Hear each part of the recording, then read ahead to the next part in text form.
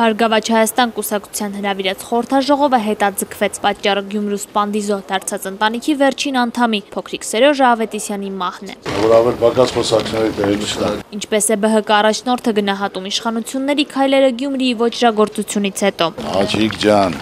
լրագրողի ջան, դա տարբեր մարդկանց հետ հարցը դու ինձ քեզ տալիս։ Ամեն մարդ իր հոգու առաջ իր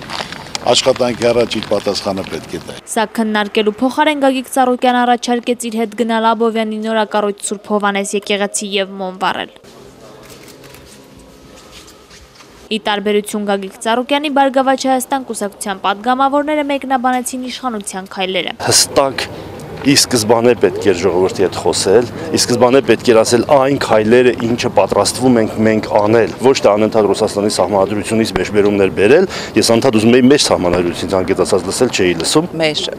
պատկան մարմինները պարտավոր են ձեռնարկել բոլոր միջոցառումները, որպեսզի հանցագործության մեջ բոլոր մեղավորները բացահայտվեն, քանի որ իմ գնահատմամբ կան բազմաթիվ մութ տեղեր։ Չնայած Հայ ազգային կոնգրեսը հայտարարել էր, թե խորհրդաժողովին ներկայացված չի լինելու, այստեղ էր պատգամավոր Լյուդմիլա Սարգսյանը, նաև անդրադարձավ Գյումրիի սպանդին, ընդգծելով Հայաստանում իշխանություն չկա, որ ադեկվատ արձագանքեր։ Իշխանությունը չգիտակցեց, տվյալ դեպքում խոսքը վերաբերում է Սերժ Սարգսյանին, որ ինքը երկիր է ներկայացնում, ինքը ազգ է ներկայացնում եւ պետք է կարողանա պաշտպանել այդ ազգի արժանապատվությունը։